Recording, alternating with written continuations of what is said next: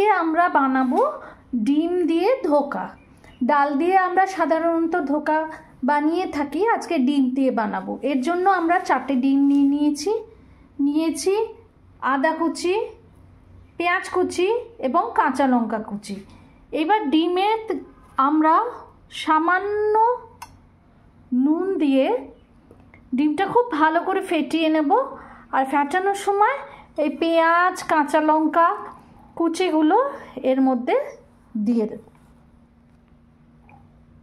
এবার একটা বাটিতে আমরা সানফ্লাওয়ার অয়েল দিয়েছি, দিয়ে বাটিটা ব্রাশ দিয়ে ভালো করে গ্রিজ করে নেব। ভালো করে আমরা বাটিটা পুরোটা ভালো করে গ্রিজ করে নেব। এইদিকে আমরা কড়াইয়ে একটু গরম জল বসিয়ে দিয়েছি, গ্যাসটা অন করে গরম জল বসিয়ে দিয়েছি। এবার গ্রিজ করা বাটিটায় আমরা ডিমের যে বানিয়েছিলাম, যেটা পেঁয়াজ কুচি, আদা কুচি আর লঙ্কা কুচি দিয়ে যেটা ফেটিয়ে রেখেছিলাম, সেই ডিমটা দিয়ে দিলাম। নুনও দেয়া আছে এর মধ্যে। এবার বাটিটা আমরা জলের মধ্যে বসিয়ে দেব, বসিয়ে এটা একটা ঢাকা দিয়ে দেব। দিয়ে দিলাম ঢাকা, দিয়ে এটা বসিয়ে রাখলাম। এবার যতক্ষণ না ডিমটা খুব ভালো করে ফেপে ফুলে উঠছে ততক্ষণ আমরা এটা ঢাকা দিয়ে রাখবো। গ্রেভি বানানোর জন্য আমরা নিয়ে নিয়েছি টমেটো, রসুন, কাঁচা লঙ্কা, আদা, এগুলো দিয়ে আমরা একটা পেস্ট বানিয়ে নেব। এইবার আমরা বাটি থেকে ডিমের ধোকাগুলো নামিয়ে নিয়েছি বাটিটা উল্টো করে, এবং ধোকাগুলো পিস পিস করে কেটে নিয়েছি।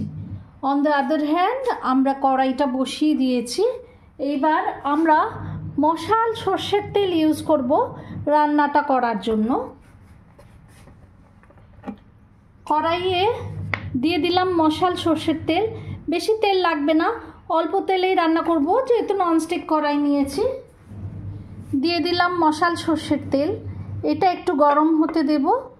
দিয়ে আমরা এই যে পিস পিস করে কেটে রাখা ডিমের ধোকাগুলো, এগুলো আমরা একটা একটা করে ভেজে তুলে রাখবো।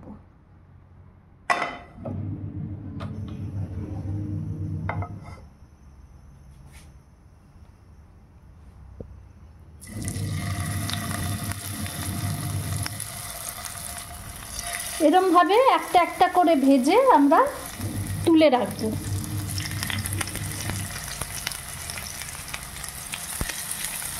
ডিমের সঙ্গে এখানে আপনারা কোনো সবজিও অ্যাড করতে পারেন, মটরশুঁটি অ্যাড করা যেতে পারে, গাজর অ্যাড করা যেতে পারে, to make it bit more colourful and even healthier.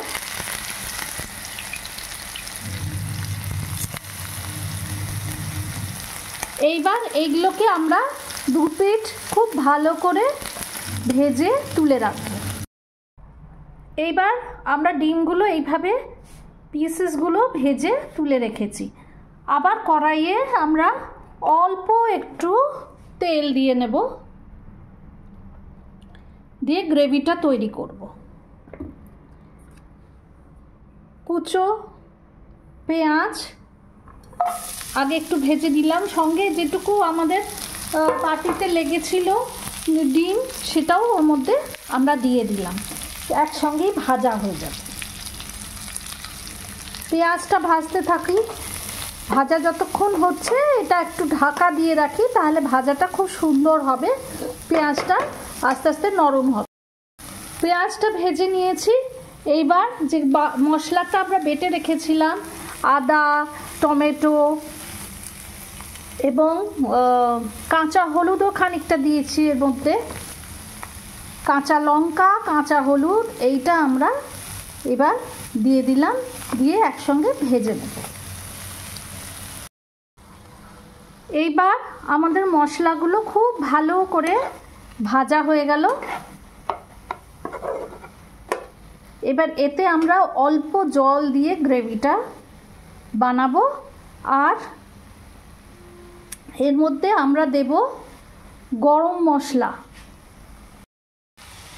দিলাম অল্প ক্যাচ কোরিয়েন্ডার পাউডার। এইবার বেশ ভালো করে ভাজা হয়ে গেছে আমাদের মশলাটা। এতে দিয়ে দেবো অল্প জল, সামান্য জল দেব, কারণ এটা আমরা গা মাখা করব, আর গা মাখা করলে এটা খেতেও খুব সুন্দর হবে।